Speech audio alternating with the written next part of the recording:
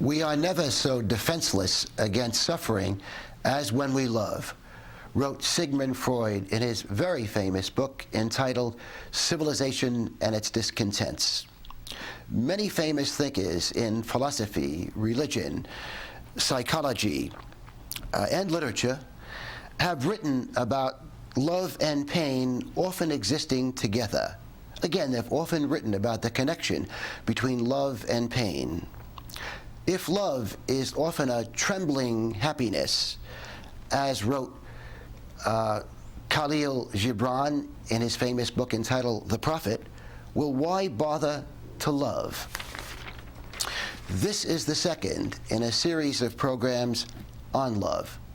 And what I would like to do at the outset is to provide a very brief review of some of the main points I covered in the first program in this series.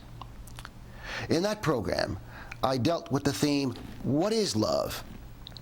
And I pointed out that ethicist Joseph Fletcher, who's also an academic, has said that love is justice.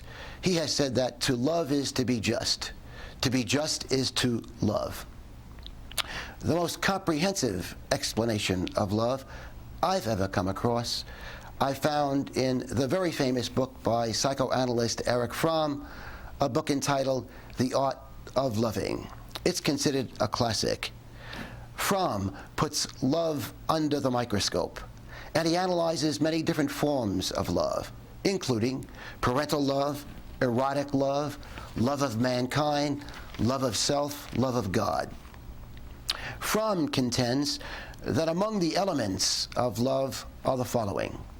Care, that when we love someone, we care about that person. And when you care about someone, you want that person to grow. So that nurturing is an indispensable element of love. He goes on to say that responsibility is the second main element in love.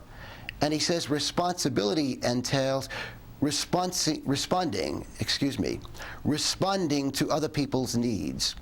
And he's not just talking about physical needs. In fact, I think he's talking primarily about psychic needs, emotional and mental needs which other people have. He also points out that respect is a very important characteristic of love. And he explains what he means. He says that respect involves a concern for other people's individuality. And where there is respect, there is an absence of exploitation and domination. Again, where there is respect, there is an absence of exploitation and domination. And finally, he says that knowledge is an important element of love. He points out that there are many layers of knowledge, and that what he's talking about is psychological knowledge. He says, for example, that when we love someone, we can see beyond the surface. We can see beyond masks that people wear. So, for example, we can see beyond someone's happiness mask, that the person is really sad and perhaps anxious. It's also been said that true love demands self-forgetfulness. In fact, many writers have commented that so many people are so turned in by their own pain, psychological pain, that many people cannot get much out of themselves to love others. Again, true love demands self-forgetfulness. Plato and others have raised the question, how can you spot a loving person? And Plato and so many other writers have contended that you can spot a loving person pretty easily. They are very virtuous people, very decent people, people who have a strong concern for justice. They are people who try to treat everyone justly, fairly, including people they don't particularly like. Indeed, I pointed out last week that Jesus, in the Sermon on the Mount, said this, and I'm quoting Jesus, love your enemies, love your enemies. And what did Jesus mean by that? Well, I suspect he meant many things, but among the things Jesus meant was that we must treat everybody fairly, justly. Good lovers will sacrifice their selfish interest to do what is right. Good lovers act decently, even when no one is looking. What I'd like to do now is to examine some of the possible disadvantages of loving, and then examine possible good reasons for loving, despite the downside that loving can often involve.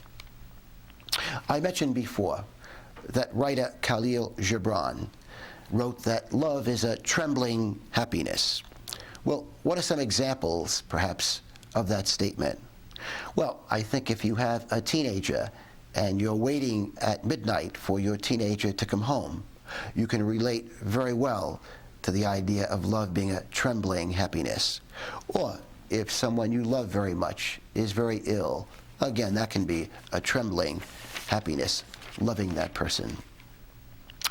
Psychotherapist Rollo May, in his book entitled Love and Will, said this: "To love means to open ourselves to the negative as well as to the positive, to grief, sorrow, and disappointment, as well as to joy, fulfillment, and an intensity of consciousness we did not know was possible before."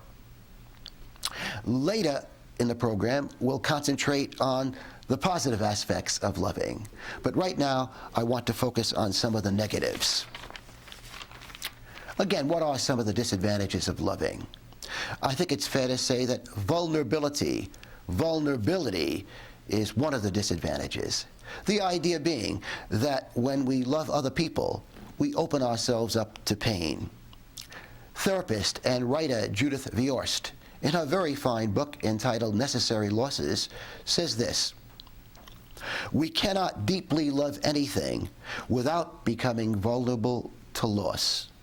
We cannot deeply love anything without becoming vulnerable to loss.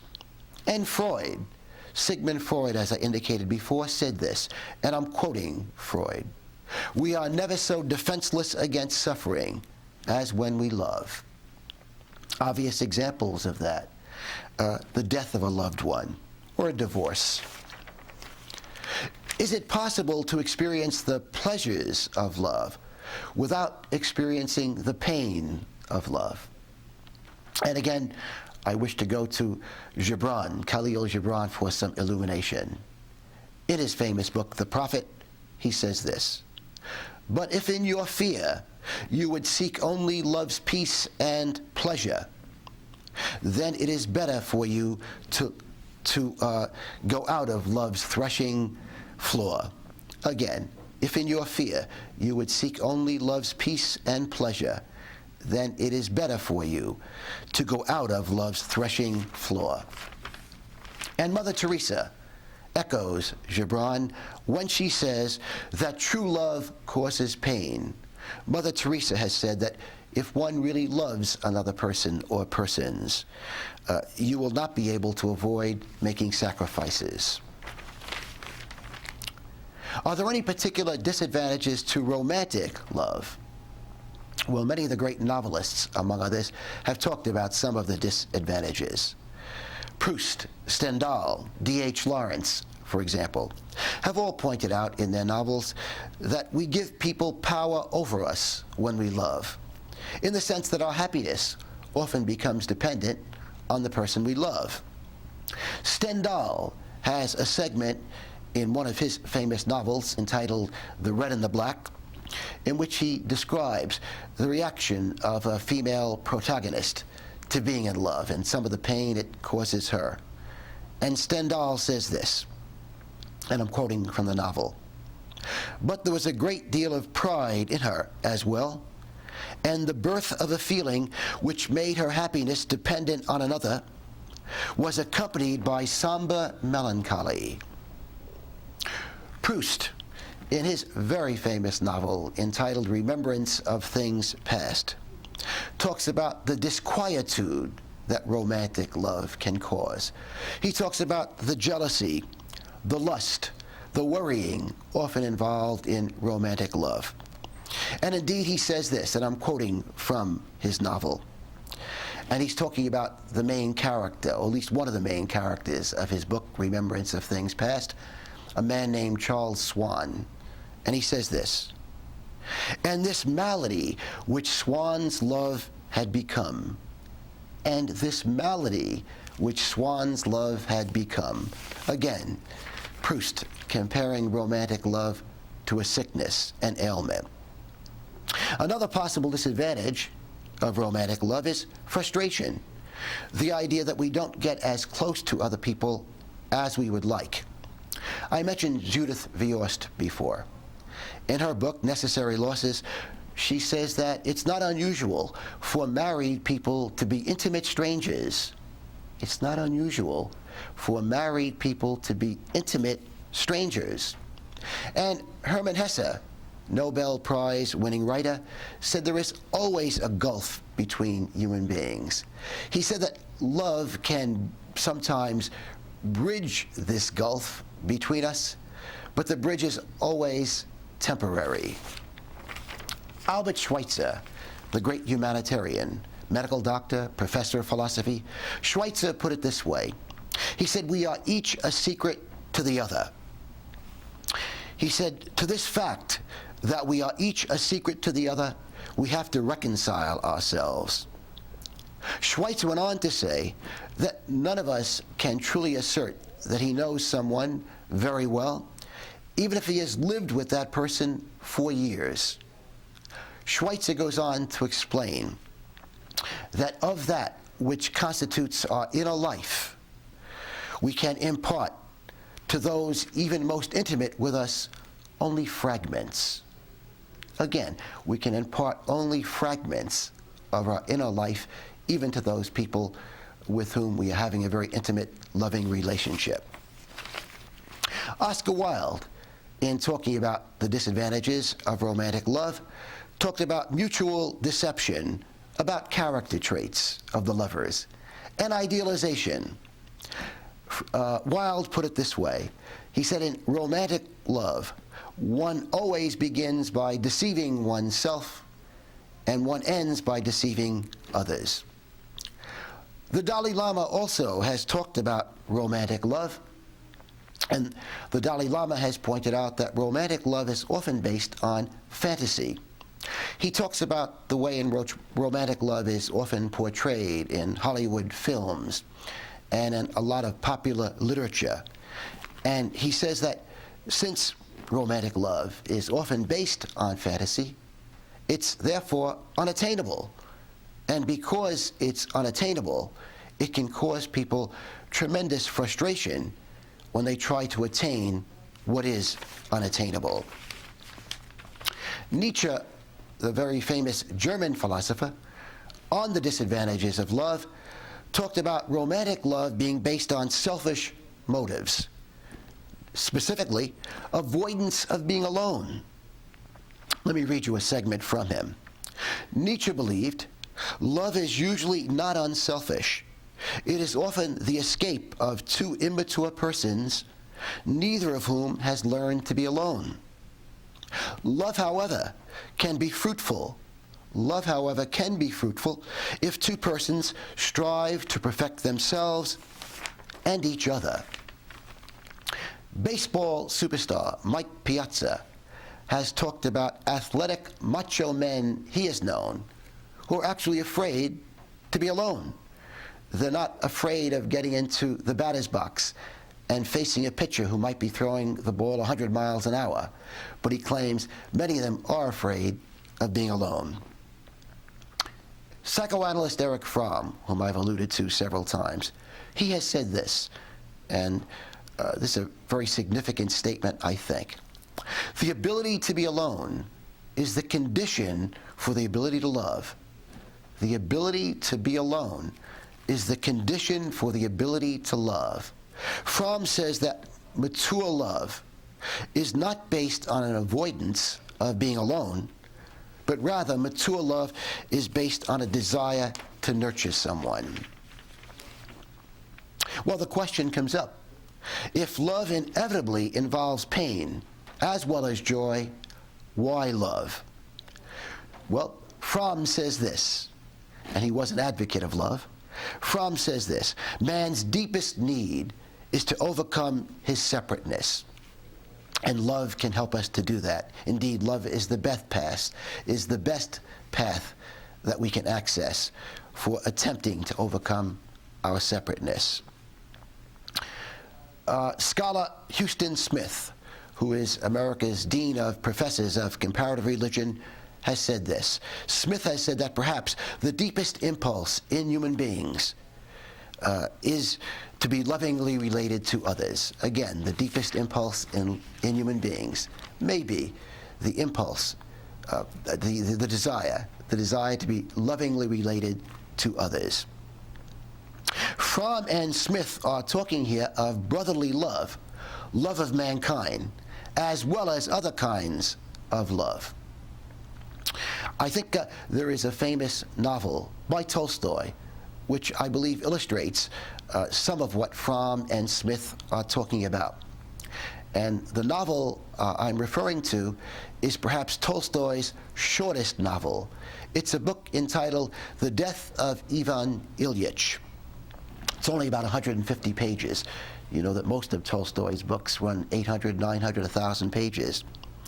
In any event, in this book, The Death of Ivan Ilyich, a middle-aged judge in Russia is dying.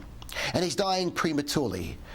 He suffered an injury some time ago, and now he is bedridden, and he's aware of the fact that he is in his final weeks of life.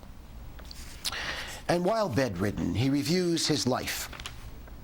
He had been a person who was very status conscious, who very much sought the approval of other people, and he made a pretty good living. But now he feels a certain emptiness. He now feels, as death approaches, a certain emptiness.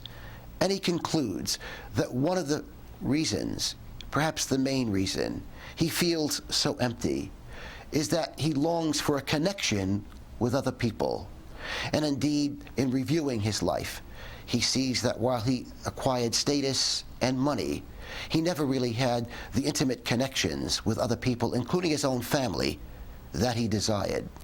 Indeed, he reflects that so much of his relating to others had the character of something mechanical in it. Again, pursuing this theme of why we should love, despite the fact that it can cause pain, Trappist monk Thomas Merton put it this way. He said that love is the life of the soul. Let me give you his own words. The life of the soul is not knowledge, it is love. Philosopher Bertrand Russell also pursued this theme. Russell contended that knowledge without love cannot produce a good life. Knowledge without love cannot produce a good life.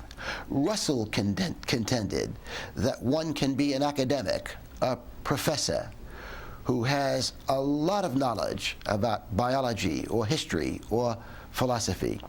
But if there isn't love in one's life, despite all of one's learning, Russell contended life will not be a very satisfying experience. That again, besides knowledge, we need love to make life a more joyful experience. Hermann Hesse, novelist Hermann Hesse, put it this way. He said, love alone gives life meaning. Love alone gives life meaning. That is, and I'm quoting him, the more capable we are of loving, the more meaningful life becomes. The more capable we are of loving, the more meaningful life becomes. Psychiatrist Carl Jung said this. He said, love makes a man or woman better. Hate makes that person worse. How can love make a person better? Well, Freud contended that one of the ways in which love can make a person better is that love can be an antidote to aggressiveness. Freud also believed that the fear of loss of love of others could discourage us from bad actions. I'll say that again. Freud believed that the fear of the loss of love of others could dissuade us from bad actions. To prove his point, Freud pointed to studies of juvenile delinquents, and he said that so often in the lives of juvenile delinquents there was no love, so that when juvenile delinquents did objectionable things, criminal things, they had no fear of losing anybody's love because they didn't feel that anybody loved them. Whereas, Freud contended, If these juvenile delinquents had felt that somebody loved them, perhaps they would not have done some of the criminal things they did because they would have feared losing the love of some other people.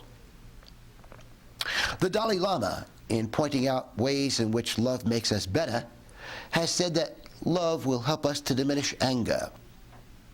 Let me quote the Dalai Lama. As we familiarize ourselves with love and compassion, the strength of anger will gradually decrease. And Houston Smith, the professor of religion I alluded to before, he has said that love brings understanding, that when we love people, we understand them better. But he said it's reciprocal. He said understanding also brings love. Understanding also brings love. An illustration of this, I think, would be an angry teenager. That if you understand the angry teenager, if you love the angry teenager, you may see suffering beyond the anger. You may see suffering beyond the anger. Again, the relationship between love and understanding, and as Smith said, they're reciprocal. Oscar Wilde contended that love improves our intellectual vision. He said that hate blinds us. Wilde contended that love makes us wiser and nobler, and also gives us a certain perspective on life, which will be lacking if we don't love. With regard to hate blinding people, Oscar Wilde said this: hate is a form of atrophy, and it kills everything but itself. Oscar Wilde also went on to say that when we hate, the world looks different. Again, when we hate, the world looks different. In a very famous book he wrote, which was based on a letter he wrote to a former lover, a letter he wrote from jail called De Profundis, he talks about his former lover, and in addressing him, he talks about the idea that he refuses to hate this person, even though this person has caused him much grief. And Wilde says this: if I allowed myself to hate you, every rock would lose its shadow, every palm tree would be withered, every well of water would be poisoned. Psychologist Gordon Allport has said that one of the advantages of love is that it really is the groundwork for wholesome existence. And Freud, in talking about the criteria of mental health, when Freud was asked, how do you determine whether someone is in reasonably good mental health? Freud said, I believe if someone can work and love, there's a pretty good chance that person is in reasonably good mental health. Plato wrote a very famous book on love called The Symposium.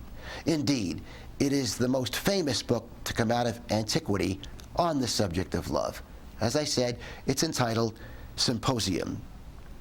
Plato contends in this book, by the way, which is the record of a banquet, a fictional record of a banquet, Plato says this: love fills us with friendliness, gentleness, and goodwill. He has a character named Agathon at this banquet speak, and Agathon says this: he, meaning love, empties us of estrangement and fills us with friendliness. He provides gentleness and banishes savagery. He loves to give goodwill, hates to give ill will. And now for a summing up. How can we best determine the true value of love? Well, I think the best way to determine the true value of love is to ask yourself this question, and for me to ask myself this question: what are the consequences of not loving? What are the consequences of not loving? Dostoevsky, in his very famous book, a classic, The Brothers Karamazov, has a character provide the answer. And here's what the character says: what is hell?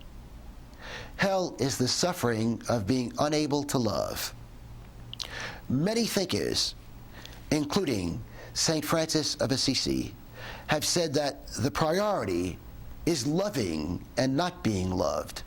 Again, the priority should be loving others and not being loved. The idea is that in giving, we will receive.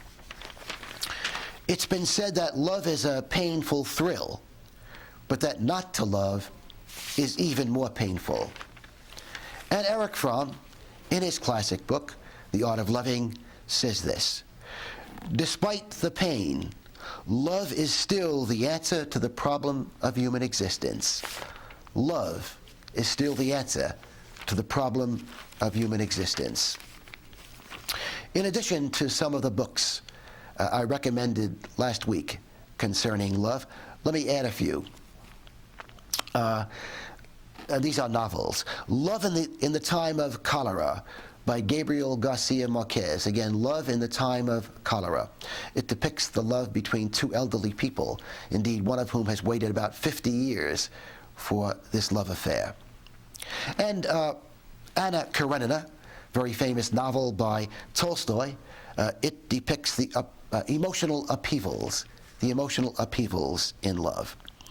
And two other novels, Resurrection by Tolstoy and The Idiot by Dostoevsky. In both The Resurrection, again by Tolstoy, and The Idiot by Dostoevsky, there is an emphasis on love of mankind, on spiritual love. Finally, as Thoreau reminds us, we are all artists. In Walden, Thoreau wrote, "To affect the quality of the day, that is the highest of arts."